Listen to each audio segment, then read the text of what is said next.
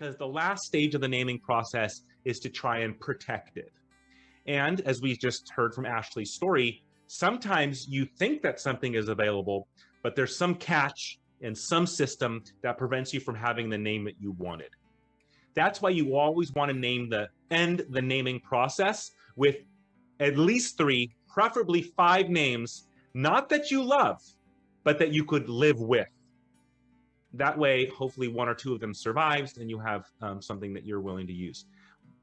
Just to give your team an audience resource, when you are trying to decide what to name your business, I recommend that you have like a dictionary or dictionary.com, a thesaurus, or a book.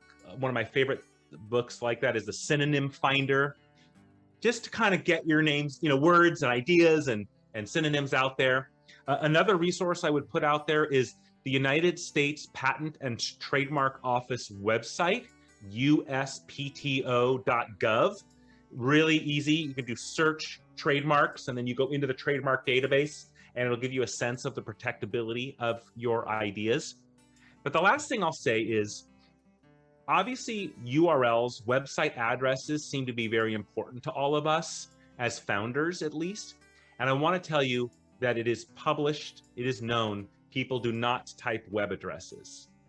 So I wouldn't worry too much about getting the exact same name. You might be able to create derivatives of it or use an interesting subdomain. But if you are curious about whether a domain is available, literally type it.